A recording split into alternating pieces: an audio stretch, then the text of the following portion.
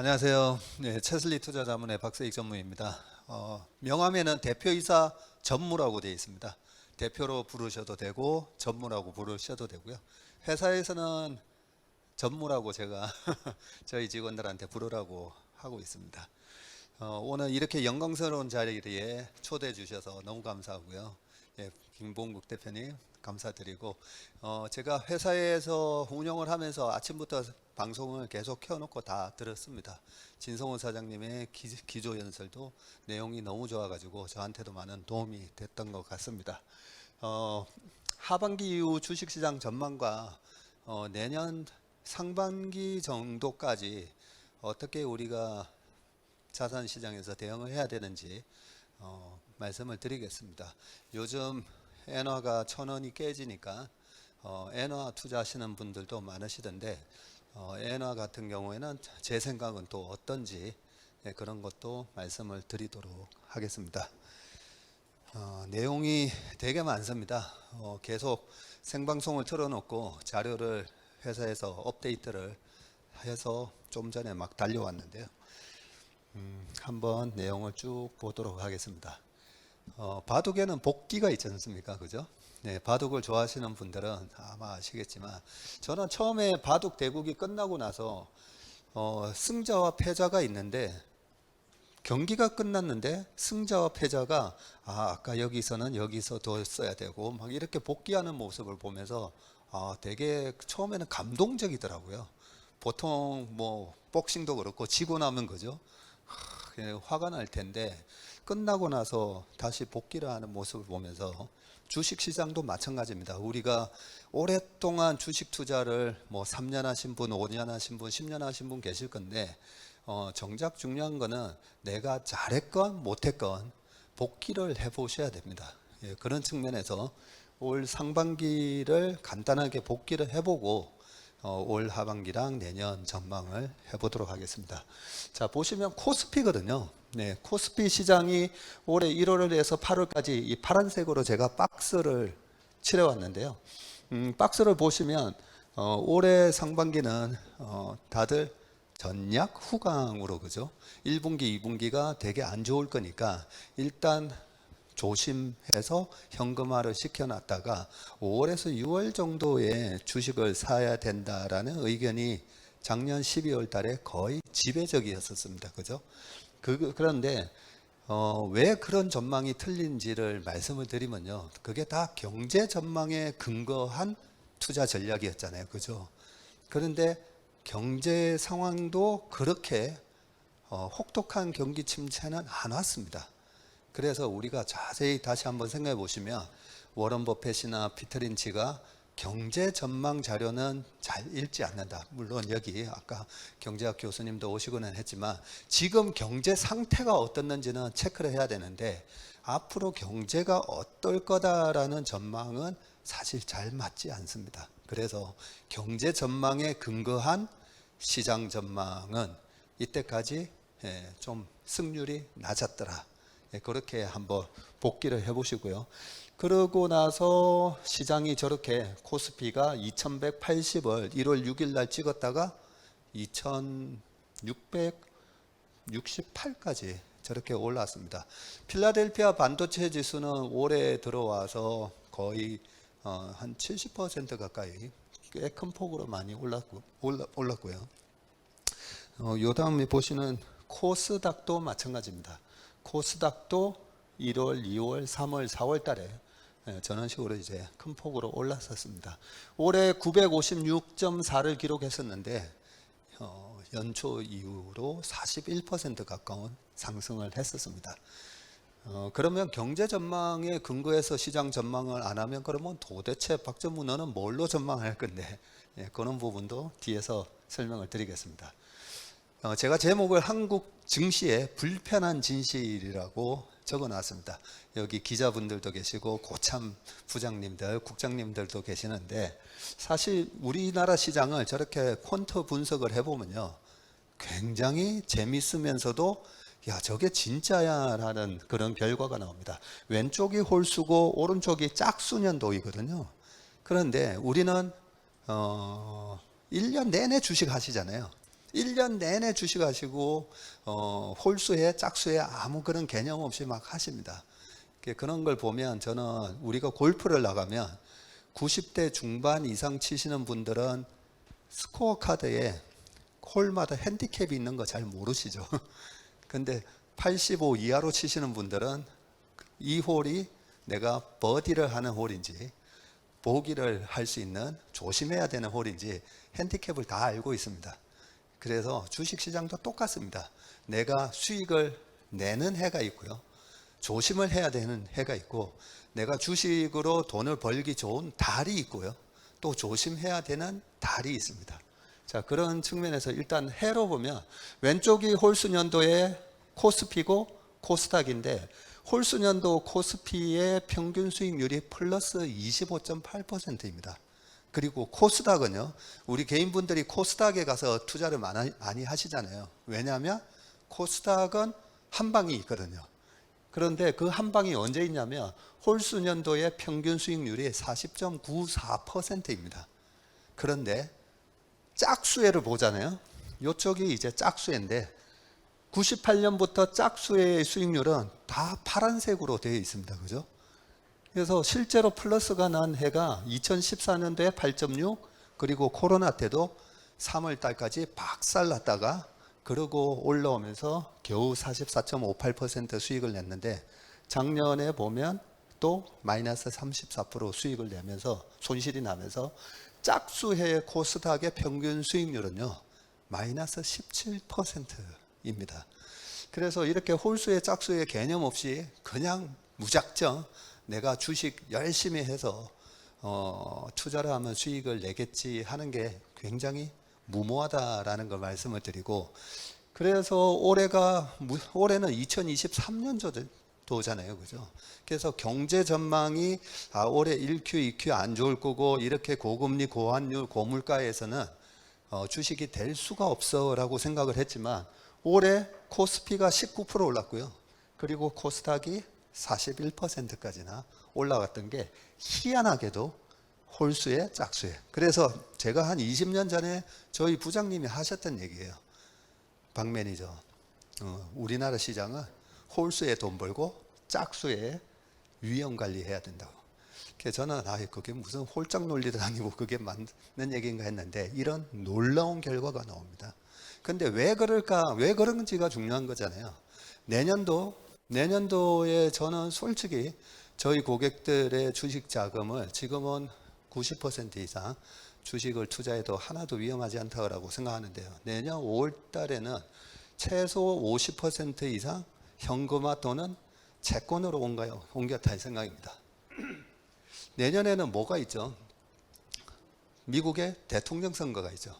근데 미국의 대통령에 지금 민주당은 당연히 바이든 대통령이 나오셔야 되는데, 최근에 월스트리트저널 기사 나오는 거 보면 바이든 대통령이 내후년에 혹시라도 재선이 된다 해도 83세에 재선이 된다는 거죠. 83세에서 87세까지. 그러면서 바이든 대통령이 용퇴를 하라고 얘기를 합니다. 트럼프가 되는 걸 막기 위해서. 그러면 전 세계의 이 자본주의를 쥐고 흔드는 미국의 대통령이, 최소한 민주당은 그래도 바이든이고 공화당이 트럼프가 될지 누가 될지 그것도 좀 불확실한데, 민주당조차도 어떤 대통령이 될지 모르는 겁니다. 대통령 후보가. 죄송합니다. 이런 불확실성이 주식시장이 제일 싫어하는 거죠. 그래서 내년 5월 달부터는, 또 재작년 21년도에도 하반기에는 주식 투자를 좀 쉬는 것도 투자라는 말씀을 드렸었는데, 내년 전망은 그렇고요. 5월 달까지는 굉장히 장을 좋게 보고 있습니다. 왜 좋게 보는지도 뒤에서 또 설명을 드리도록 하겠습니다. 그리고 아까 홀마다도 핸디캡이 있다고 말씀드렸잖아요. 월은 1월부터 12월이고 골프장의 홀은 1번부터 18월까지 있는데, 자세히 보시면 위에가 코스닥이고 밑에가 코스피거든요. 5년, 10년, 25년 평균을 내놨는데, 여기 보시면 코스닥입니다. 7월 달이 12개월 중에 10등, 8월 달이 11등, 9월 달이 12등입니다. 지금 오늘도 코스닥이 좀 안 좋지 않습니까? 그죠? 굉장히 계절성을 가지고 있고요. 코스피도 마찬가지입니다. 25년 평균이 전체 12개월 중에 가장 안 좋습니다.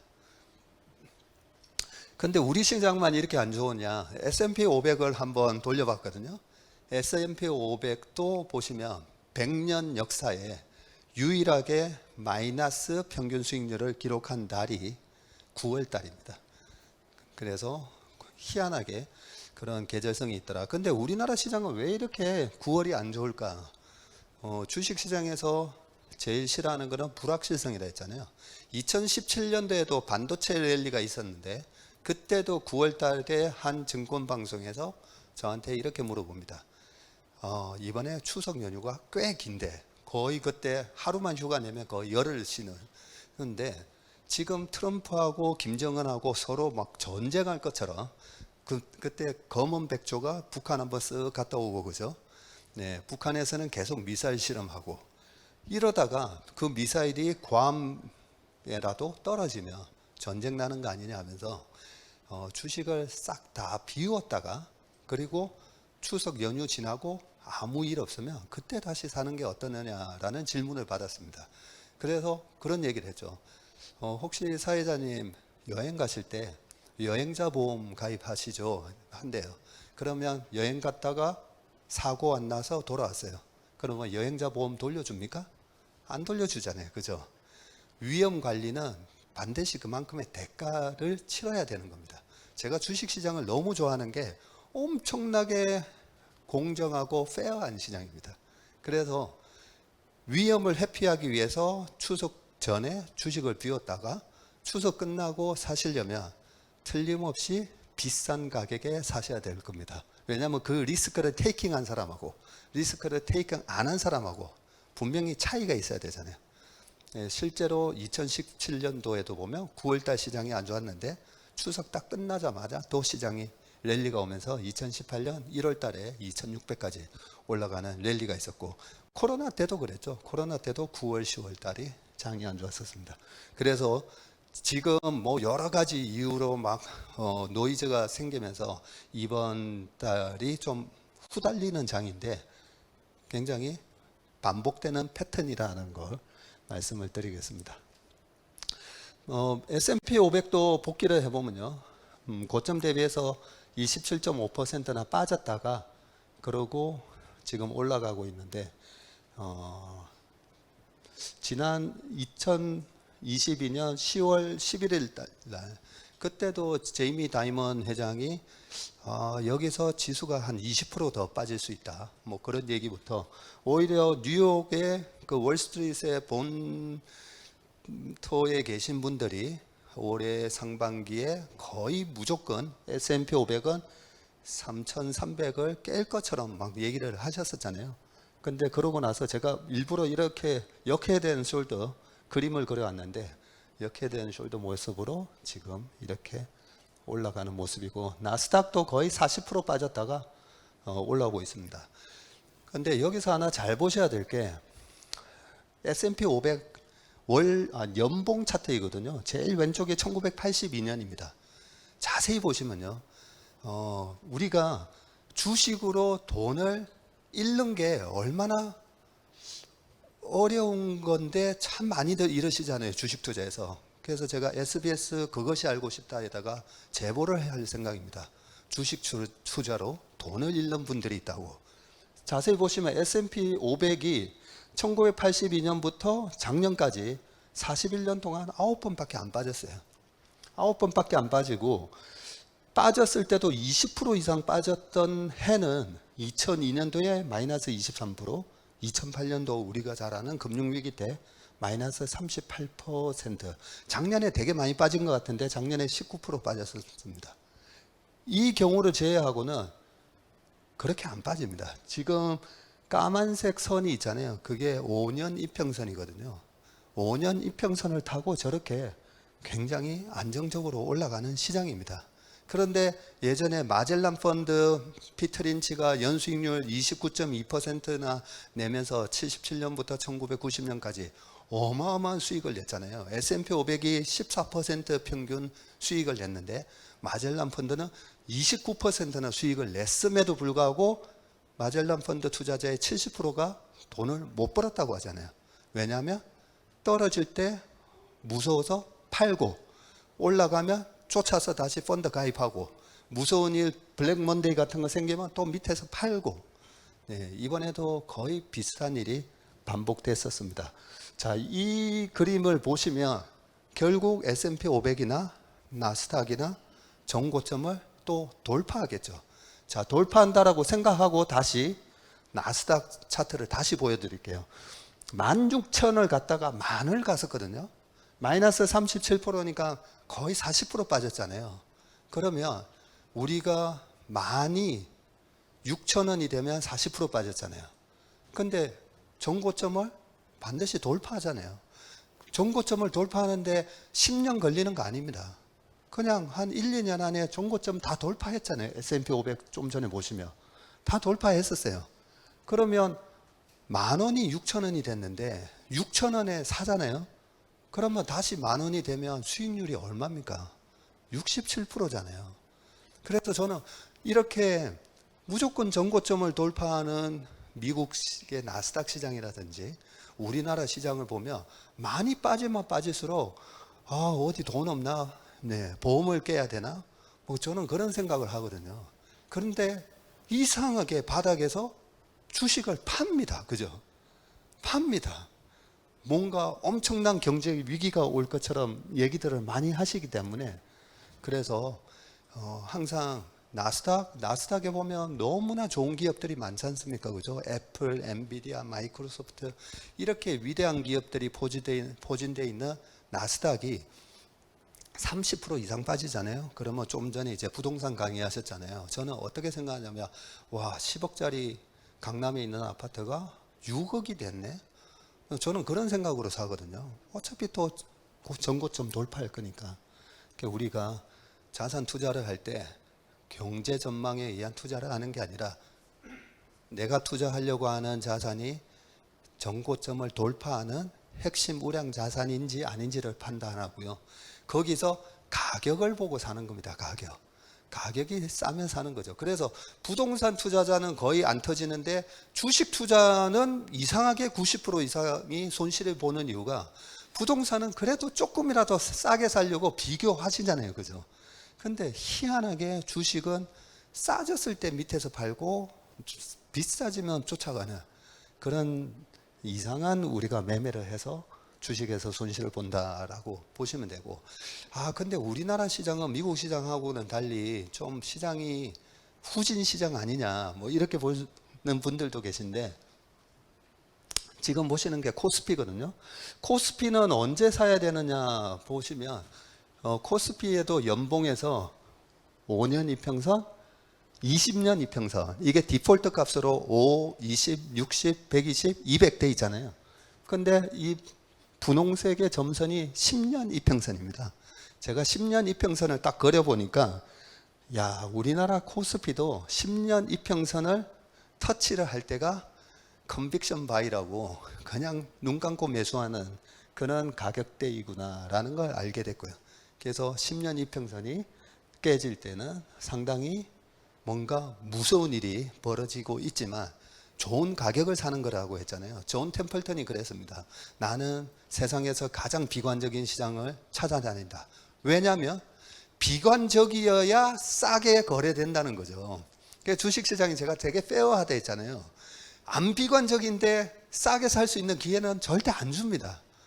그 공포를 이겨내고 사야지 싸게 살 수 있는 거죠. 그래서 저 10년 이평선이 깨질 때 사야 되는데 기회를 줘도 왜 못 살까? 무서우니까요. 위기는 항상 저는 주식시장의 위기는 항상 기회였습니다. 근데 그 기회를 왜 못 살릴까? 위기는 항상 위기라는 탈을 쓰고 나타나기 때문에 우리가 잘 못 산다라고 보시면 됩니다. 그래서 올해 연간 남은 기간 동안 지수는 2960 정도까지 갈 수 있다고 보고요. 올해 상반기도 2960까지 갈 수도 있다라고 전망을 했었습니다. 금리가 페드가 금리 인상을 만약에 3월 정도에 멈췄더라면, 근데 이번에 뭐 7월까지 계속 올리는 바람에 지금 그 지수 때까지는 못 갔지만 우리나라 코스피를 전망을 하면서 반도체를 분석 안 하고 전망을 하는 분들 보면 코스피의 거의 30%가 반도체잖아요. 반도체 시장을 전망을 해야 되는데, 나중에 제가 삼성전자, 하이닉스 말씀드리겠지만 반도체 시장 전망이 되게 좋습니다. 그래서 연말이나 내년 초에는 2960까지 갈 수 있다라고 그렇게 생각하고 있고요. 반면에 코스닥은 죄송하지만 상고하중, 이렇게 보고 있습니다. 2023년이니까 바이든의 3년차 대통령이 되고 나서 3년 차이고, 그죠? 미국 시장의 주식 시장 역사는 굉장히 비슷하게 반복이 됩니다. 트럼프 3년 차가 2017, 18, 19년, 2019년도가 트럼프 3년 차였고 올해가 바이든의 3년 차인데 2018년 6월 달 되면 미국이 중국에 대해서 340억 달러어치에 대해서 25% 관세 폭탄을 터뜨립니다. 네. 그리고 18년 8월, 9월, 19년 5월, 뭐 이러면서 엄청난 스트레스를 줬었거든요. 근데 2019년도에 S&P 500이 28.8% 상승을 해서 끝이 납니다. 왜냐하면 2020년 11월 달에 있을 대선을 앞두고 1년을 앞두고 트럼프가 시진핑과의 전격적인 합의를 하려고 여러 가지 모색을 했고요. 그래서 2019년 12월 달에 미중 1단계 무역 합의 그렇게 되어 있고, 2020년 1월 달에는 지난해 12월 15일부터 시행 계획이었던 1600억 달러 규모에 대한 관세 부과를 철회한다라고 하면서 억지로 주식시장을 꾹 눌러놨던 그런 부분을 해소를 시켜주면서 주식시장을 부양시켰습니다. 그런 식으로 해서 대선 때 봐봐, 내가 얼마나 이렇게 경제를 잘 이렇게 활성화시켰는지 그걸 업적을 보여주려고 했다가 코로나가 터지면서 다 도루묵이 됐었던 거죠. 대통령 3년 차의 평균 수익률이 저렇게 압도적으로 차이가 납니다. 이것만 외워놓으셔도 평생 4년마다 주식으로 돈 벌기 쉽습니다. 대통령 3년 차는 저렇게 평균적으로 22% 이상의 수익이 나더라라고 보시면 되고, 2년 차, 1년 차 수익률이 저렇게 안 좋고, 오른쪽에 보시다시피 의도적으로 대통령 2년 차가 평균 경제 성장률이 2.6%밖에 안 나오도록 항상 전략적으로 저렇게 하는구나라는 걸 알 수가 있었습니다. 자, 요까지는 제가 그동안에 한 2달 동안 많이 말씀드렸던 부분인데, 금리에 대해서 이제 많이 걱정들을 하시고 채권 ETF에 대해서도 많이 투자하신 걸로 알고 있는데, 약간 기쁜 소식을 말씀드리면 11월, 12월부터는 금리가 꺾일 거다라고 조심스럽게 생각합니다. 1928년부터요. 미국 10년 국채 수익률을 나타낸 표입니다.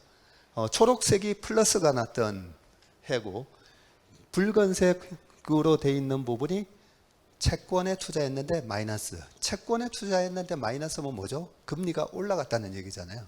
근데 자세히 보시면 2년 연속 금리가 올라갔던 해는 55년, 56년, 58년, 59년. 그리고 나서는 없습니다. 없는데 이번에 21년도에 마이너스 4.4, 22년도에 마이너스 17.8, 그리고 올해도 지금 마이너스 상태예요. 10년물 국채를 들고 있었으면 올해도 마이너스라서 거의 100년 역사에 한 번도 없었던 3년 연속 채권에서 마이너스가 나는 일이 지금 날까 말까 그러고 있습니다. 그래서 저는 3년 연속 마이너스로 끝나지 않을 거다라고 생각을 하고 있고요. 작년에 마이너스 17.8% 기록을 했잖아요. 작년은 근데 주식도 빠졌지 않습니까? 주식하고 채권이 동반으로 다 마이너스 났던 해가 이때까지 딱 두 번밖에 없습니다. 1941년에 한 번 있었고요. 1941년은 2차 대전이 한창이었을 때죠. 1941년 6월 22일 날 독일이 소련을 공격했었고요. 41년 12월 7일에는 일본이 진주만을 공격했던 해였습니다. 그러니까 연말 기준으로 주식, 채권 다 양방으로 터졌던 해고요. 그리고 1969년도에 베트남 전쟁이 한창일 때도 채권, 주식 양방으로 터졌습니다. 그리고 작년에 채권, 주식 양방으로 터졌는데 채권, 주식 양방으로 터진 그 다음 해부터는 주식, 채권이 다 수익이 났었거든요. 그러니까 올해 주식에서 수익이 나고 있는데 유일하게 채권에서 안 나고 있는데 저는 연말 11월, 12월 기준으로는 금리가 다시 4% 밑으로 떨어지면서 올해는 채권에서도 수익이 나면서 끝난다라고 생각을 하고 있습니다. 그러면 지금 S&P 500이 4,500까지 올라왔는데 여기서 못 올라가고 막 옆으로 발발거리고 있잖아요. 저가 아침 회의할 때 그럽니다. 아니 4,500이면 S&P 500 기준으로 PER이 19배거든요. 바로 앞전 고점 4,800을 넘었을 때 PER이 24배였습니다. 근데 그때는 금리가 낮았잖아요. 근데 지금은 금리가 2년물 기준으로 5%를 하는데 워런 버핏도 여기서 애플을 사지 않고 2년물 국채를 사고 있잖아요. 그런 상황이기 때문에 지금 이 금리 수준에서는 EPS가 엔비디아처럼 폭발적으로 증가하는 기업이 아니면 못 올라간다는 거죠. 이미 PR이 19배 좀 무겁거든요. 참고로 10년 평균이 17.7배 정도 됩니다. S&P 500이. 그러니까 평균보다도 높은 수준인데 금리는 최고 수준에 있기 때문에 그래서 여기서는 금리가 빠져줘야 되는데 11월, 12월쯤에 금리가 빠질 걸로 그렇게 생각을 하고 있습니다. 금리가 빠졌던 2019년도에 대통령 3년차 저렇게 파란색 박스로 해놓은 부분이 8월까지고요. 9월, 10월, 11월로 가면서 밑에 페드가 금리를 한 번이나 두 번이나 세 번이나 하면서 금리 인하를 하면요 시장이 안 좋습니다. 금리 인하를 해야 될 정도로 뭔가 경제가 안 좋나 하면서 오히려 금리 인하를 했는데 주식이 확 빠집니다. 그러다가 또 금리 인하를 두 번째 했더니 또 주식이 확 빠졌다가 세 번째 인하를 했을 때부터는 오히려 올라가는데 이때는 미중 무역 분쟁 갈등에 대한 해소에 대한 얘기들이 나오면서 주가가 이렇게 랠리를 보였던 걸 알 수가 있습니다. 그리고 시장에 대한 여러 가지 전망이 많잖아요. 저뿐만 아니라 많은 분들이 시장은 어떻게 막 예측을 합니다. 그런데 우리가 기술적 분석에 보면 MACD라는 게 있습니다. 외환 딜러를 하시는 분이나 아니면 석유 트레이딩을 하시는 분이나 저 MACD 오실레이터를 많이 활용을 하시는데 이 MACD 오실레이터를 보면 이제 플러스로 지금 돌아서고 있습니다.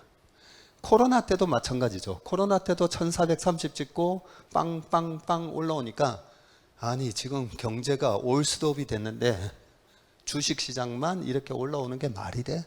한 번 더 빠졌다가 올라갈 거야 라는 얘기를 많이들 하셨지만 주식은 계속 올라갔죠. 보시면 MACD가 이렇게 플러스로 이미 돌아섰는데 시장이 이제 반등이 끝났다. 데드캣 바운스다. 뭐 그런 얘기를 하는데 시세는 시장한테 물어보면 됩니다. 시장은 이미 이제 상승 추세로 돌아섰거든 하면서 얘기를 해줬던 거죠. 저 MACD 오실레이터를 제가 어디서 배웠냐면요. 20년 전에 KTB 자산에서 선물 매매를 하루에 꽤 많이 했었습니다. 한 달에 한 2, 3조씩 매매를 하는데 외국인들하고 거의 매일 전쟁을 하다시피 한 5천 개, 1만 개하고로 외국인하고 쩐의 전쟁을 했었는데 그 외국인 주문을 받는 외국계 선물 브로커가 얘기를 해주는 거예요. 그 홍콩 물고기가 매매하는 전략이 뭐 별거 없습니다 하면서 MACD가 마이너스로 돌았을 때 풀헤지하고 플러스로 돌아서면 풀고 마이너스 돌아서면 여기서 풀헤지하고 플러스로 돌아서며 풀고. 네, 그래서 우리가 경제 전망에 근거한 시장 예측보다는 저런 데이터에 근거해서 시장을 바라보는 게 낫다라는 거고요. 그래서 이미 MACD 오실레이터를 봤을 때는 주식시장은 상승 추세 속에 있다. 그렇게 보시면 됩니다. 그리고 코스닥은 보면요. 미국은 기관 투자가의 매매 비율이 80%가 넘습니다. 근데 우리나라 시장은 개인 투자자의 거래 비중이 80%나 꽤 높죠. 특히나 코스닥은 더 심합니다. 코스피의 시총이 2,000조, 코스닥은 400조인데 코스닥, 코스피 신용 비율은 10조, 10조 해가 거의 똑같아요. 그 정도로 개인 투자자 비중이 높다 보니까 희한한 일이 발생을 합니다. 상반기에는 급등을 했다가 하반기에는 용두사미, 상반기에 급등을 했다가 하반기에 빠지고 하반기만 되면 빠지고 네, 이런 일들이 반복되는 이유가 대주주 과세 요건이라고 제가 설명을 드렸고요. 대주주 한 기업에 10억 이상 들고 있는 사람이 그렇게나 많나? 많습니다. 한 종목을 200억, 300억 들고 있는 슈퍼개미들도 제 주변에 있는데 그 선수들은 엄청난 스트레스를 받습니다. 연말 되기 전에 주식을 팔면 세금이 없는데 연말을 넘겨버리면 그 다음에 매매하는 부분에 대해서는 세금을 내야 되니까 얼마나 스트레스 받겠습니다. 그 부분 때문에 이렇게 급등을 하면 2015년도에도 코스닥의 월봉이 하나, 둘, 셋, 넷, 다섯, 여섯 그리고 이렇게 빠지는 모습들이 나오는데 이번에도 다르지 않을 거다 생각합니다. 그리고 원달러 환율 전망인데요. 이 환율을 봐야 주식시장이 보이는데요. 다행스러운 거는 지금 환율 수준이 되게 높지 않습니까? 1320원대 있고 자세히 보시면 2008년 금융위기 때도 그랬고 그 전에 IMF 때도 그랬고 카드 사태가 있었고 코로나 사스가 있었던 이럴 때도 보면 환율이 1250원 이상에서 머무르는 기간이 그렇게 오랫동안 있지는 않습니다. 근데 이번에는 조금 오랫동안 머무르고 있긴 한데 결국은 환율은 요 빨간색 선하고 파란색 선이 월봉이기 때문에요. 200개월 이평선이 거의 20년치죠. 20년 평균이 1143원 정도 됩니다. 1130원이고요. 10년 평균이 1155원이기 때문에 결국 환율은 다시 떨어진다고 보고요. 환율이 떨어질 때가 보면 전부 다 강세장이었습니다. 2003년, 4년, 5년, 6년, 7년까지도 보면 환율이 이렇게 떨어지면서 우리나라 주식시장이 꽤 강세장을 보였던 걸 알 수가 있기 때문에 내년 상반기에는 환율까지도 좀 떨어지는 모습이 나올 거다는 생각이 들고요. 10년물 국채 금리는 지금 이런 모습을 보이는데 아까 보여드렸던 그 표 때문에 다시 꺾일 거다라고 생각하고 금리가 꺾이면 빅테크들이 힘을 받고 올라간다고 생각합니다. 애플이 이번에 조정을 받고 좀 떨어졌잖아요. PER 딱 30배에서 조정을 받았었거든요. 근데 애플 같은 기업이 PER이 만약에 25배가 된다? 그러면 또 마구마구 사고 싶어집니다.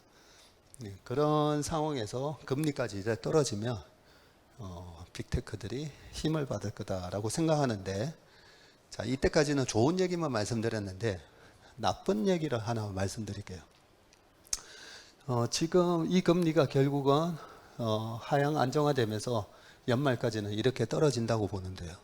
이때랑 비슷하게 쌍봉으로 떨어졌던 게 바로 2006년하고 7년이거든요.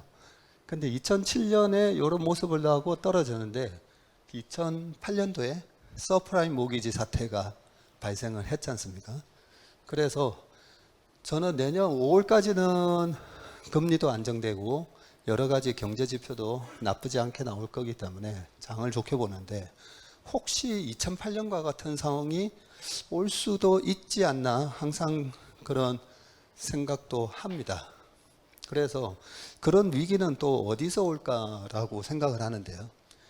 2007년에서 2008년처럼 만약에 2007년도에 보시면 서프라임 모기지 관련해서 HSBC 은행에서 100억 불 손실이 났다라고 2007년 2월 달에 뉴스가 살짝 나왔었는데 2007년 8월, 10월로 가면서 서프라임 모기지 문제가 불거집니다. 불거짐에도 불구하고 지금 유가 차트거든요. 유가가 아니 경제 위기가 오는 것 같은데 계속 올라갑니다. 2007년도 요 2월 달에 서프라임 모기지 관련해서 손실이 났다라는 얘기를 듣고 제가 한번 찾아봤어요. 아니 서프라임 관련이면 주택 관련된 건데 2006년만 하더라도 7년에 우리나라 집값 되게 핫했잖아요. 아니 전 세계적으로 부동산이 핫한데 왜 서프라임 관련해서 손실이 나지 해서 찾아봤더니 미국의 페디메 주가가 40%씩 폭락하고 있더라고요. 그리고 케이스 실러 집값도 찾아보고 하니까 야 미국의 집값이 무너지고 있더라고요. 그래서 2007년도에 그때 당시에 저희 클라이언트였던 조홍은행, 신한은행, 대구은행, 제일저축은행 등등 그 자금 담당 부장님한테 미국발 IMF가 시작한 것 같습니다 하고 리포트를 보냈었습니다. 근데 이때 당시에 우리는 엄청난 펀드 열풍이었었죠, 그죠?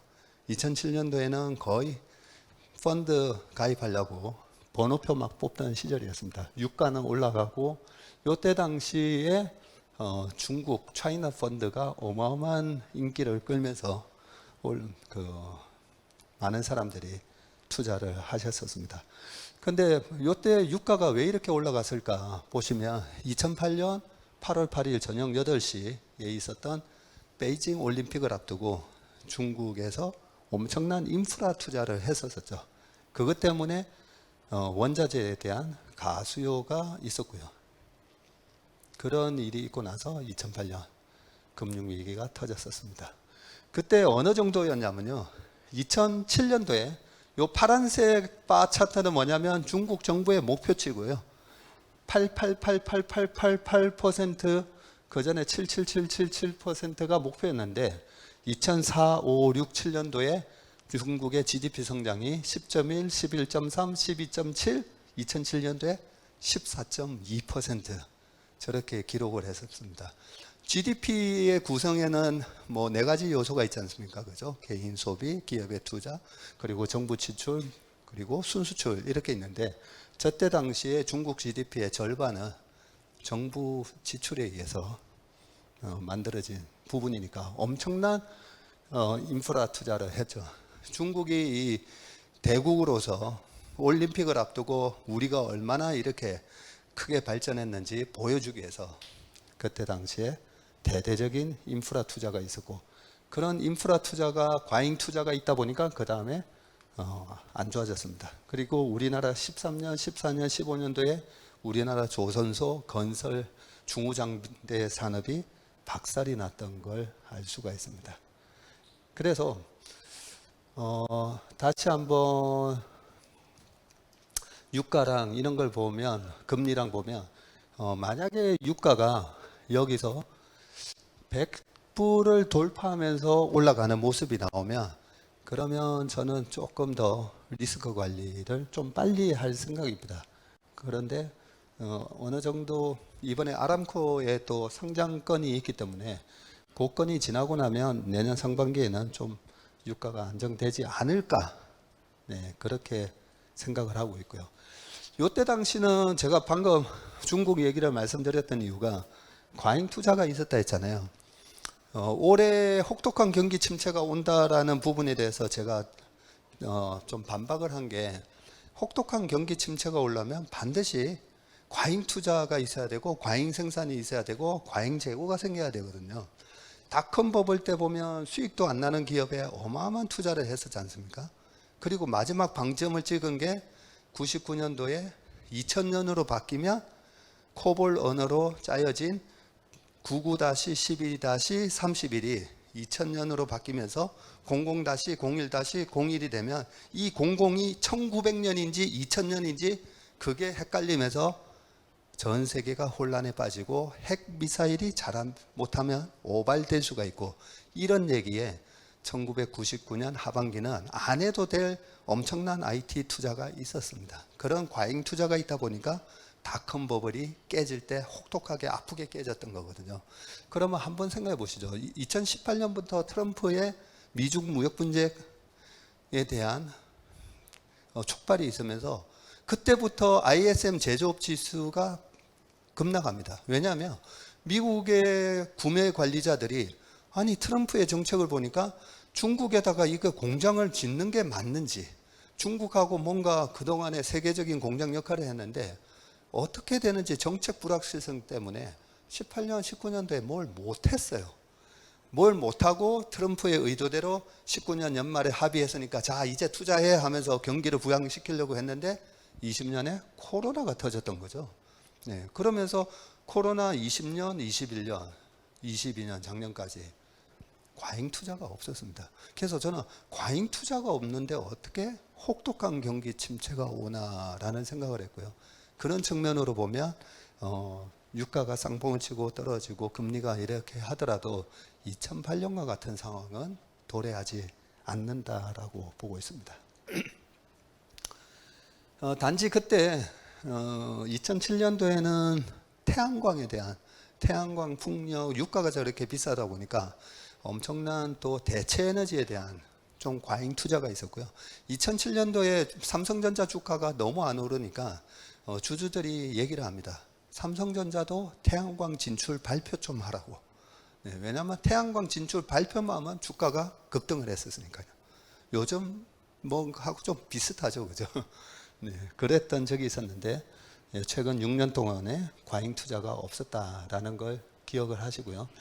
외국인의 공격적인 매수는 우리나라 주식시장을 볼 때 우리 눈으로 볼 게 아니라 외국인의 눈으로 보셔야 됩니다. 그래서 차트에 보면 달러 전환 차트가 있습니다.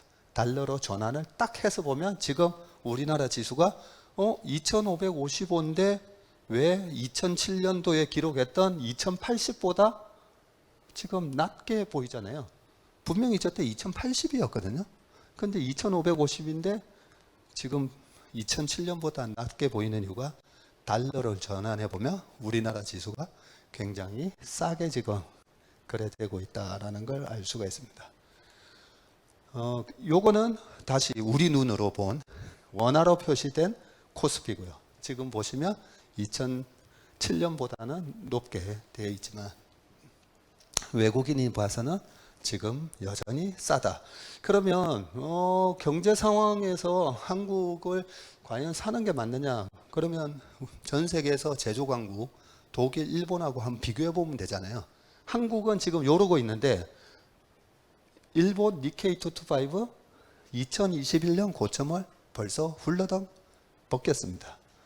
그리고 독일도 2021년 고점을 벗겨놓은 상황이고요. 그렇게 봤을 때 한국의 시장이 외국인이 봤을 때는 굉장히 매력적인 시장으로 보이기 때문에 지금 주식을 저렇게 쥐고 꾹 쥐고 있다라고 생각합니다. 시간이 한 7분 남았기 때문에요. Q&A를 받고 끝내도록 하겠습니다.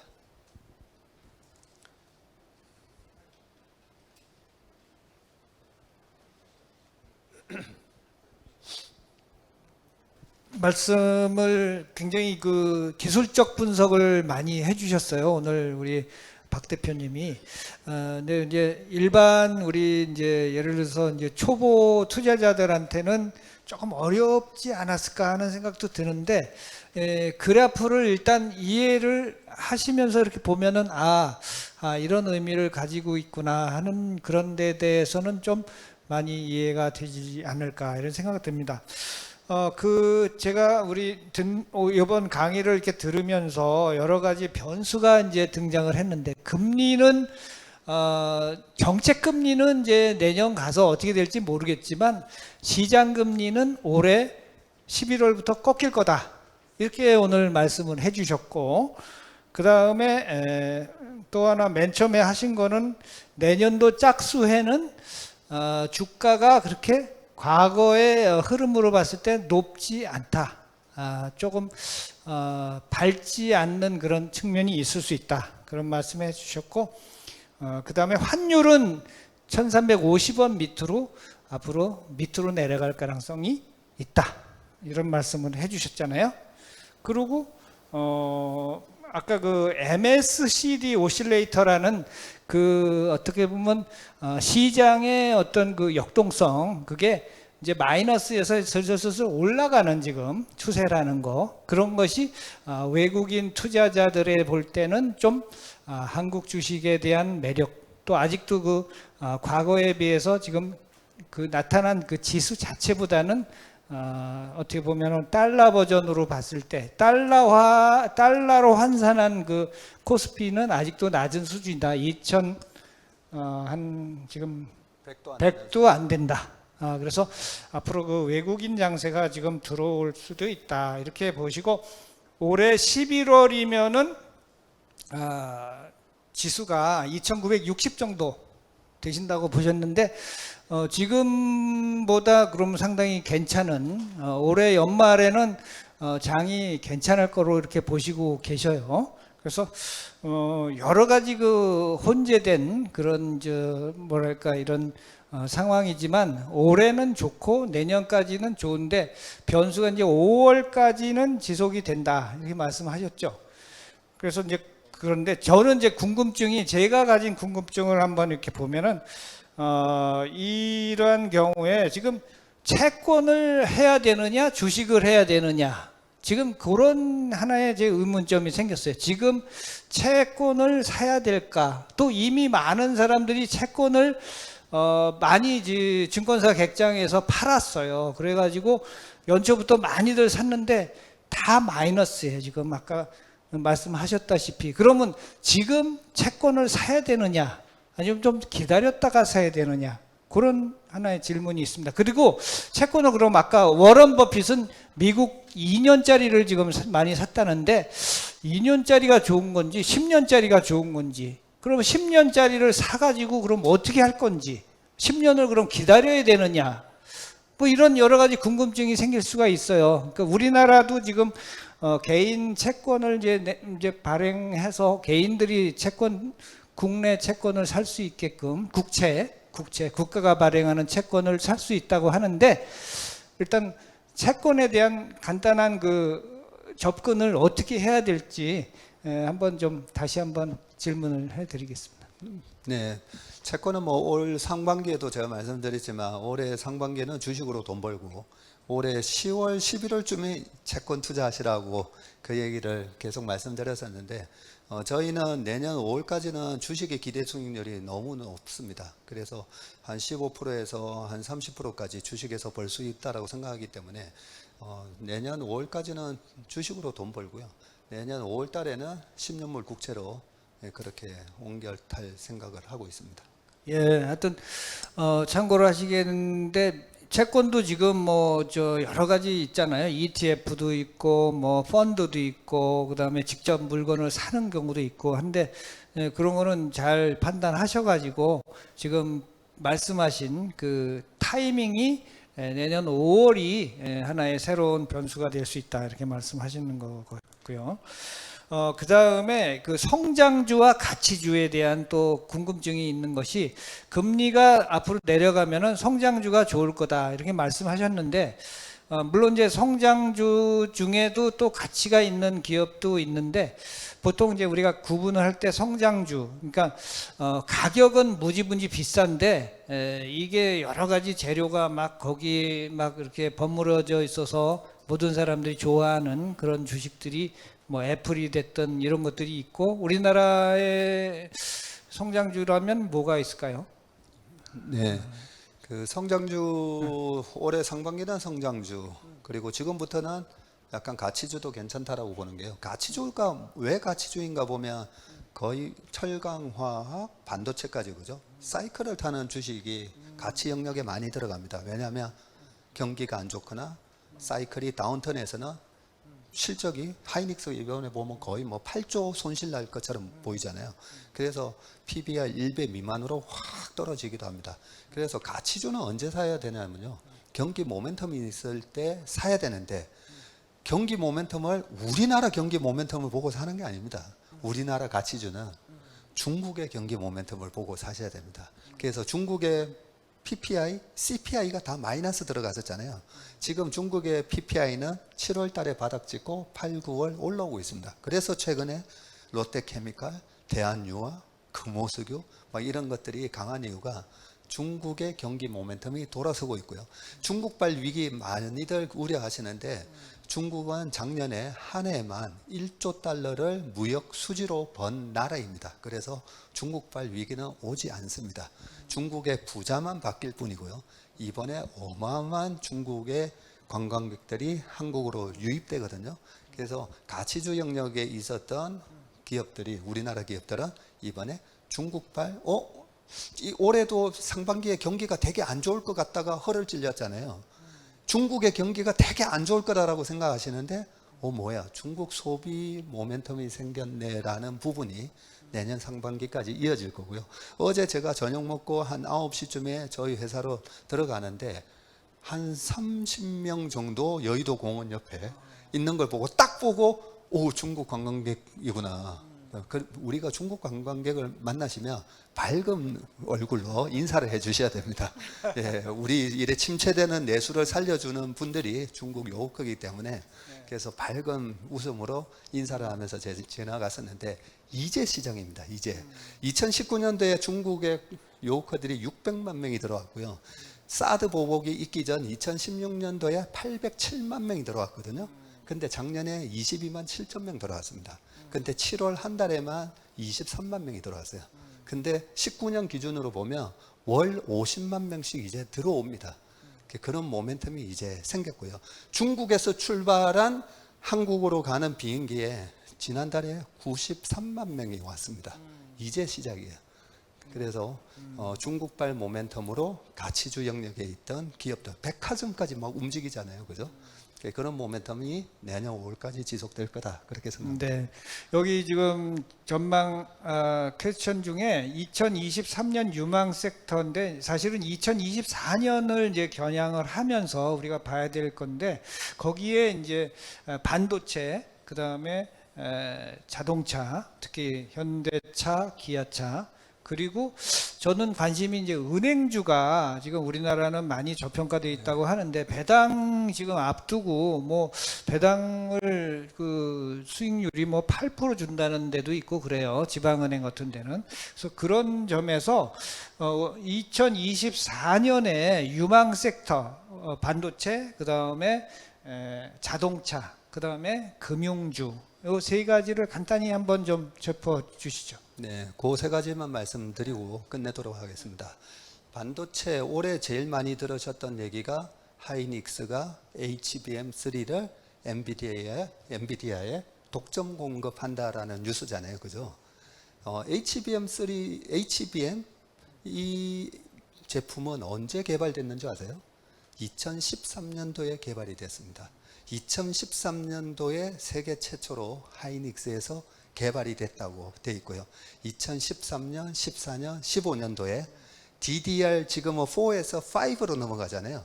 그때는 DDR3에서 4로 넘어갔었습니다. 4로 넘어가는데 2013년도에 9월달 되면 9월 4일날 하이닉스 우시 공장에 화재가 났다라고 중국발 악재가 터집니다. 그런데 이번에 공교롭게 화웨이에서 만든 메이트 60에 하이닉스 반도체가 들어갔대 하면서 놀래가지고 주가가 출렁거렸잖아요. 그래서 그때 당시에는 DDR3에서 4로, 그때도 HBM이라는 모멘텀이 있었고 이번에도 똑같은 모멘텀으로 올라가고 2013년, 14년 차트 보시면 상당히 강한 모습으로, 요게 하이닉스 차트거든요. 13, 14, 15 가는데 15년도에 음봉이 나오잖아요. 실적이 막대한 실적이 나올 때 반도체는 주가가 오히려 빠진다는 거. 18년도에 막대한 수익이 나왔을 때 빠진다는 거. 그래서 반도체는 이익이 많이 나올 때 그때 파셔도 늦지 않다는 생각이고요. 자동차도 보여드리면, 자동차는 그동안에 우리나라 현대 기아차가 너무 잘했잖아요. 너무 잘했는데 2달 전부터 제가 자동차는 이제 중립으로 말씀을 드립니다. 왜냐하면 지금 보시면 빨간색이 현대차 주가고요. 초록색이 원엔 환율입니다. 근데 원엔 환율이 이렇게 빠지는데도 2021년도 초에 현대기아차가 애플 아이카를 만들 수 있다라고 하면서 빵 올라서잖아요. 원엔 환율은 빠지고 있는데 2011년, 12년도에도 차화정장세 때 이때도 자문사랩에서 자동차를 40%, 50% 갖고 있으면서 주가를 올렸는데 원엔 환율은 떨어지고 있었습니다. 그래서 지금 원엔 환율이 다시 900원이 깨지고 있거든요. 아까 제가 서두에 원엔 환율이 1000원 깨졌다고 엔화에 투자하시는 분들한테 원엔 환율이 과거에 740원까지 갔었거든요. 2007년도에. 그래서 함부로 바닥을 예측하면서 사는 건 아닙니다. 언제 사야 되느냐? 제일 위에 있는 기술적 지표 RSI가 32여로 잠기면서 침체의 모습을 보이고 난 다음에 사도 늦지 않다라는 말씀을 드리면서 원엔 환율이 저렇게 떨어지면 1,500원 하던 게 800원 가잖아요. 그러면 1억 5천 하던 렉서스 차가 8천만 원에 팔린다라고 생각하면 됩니다.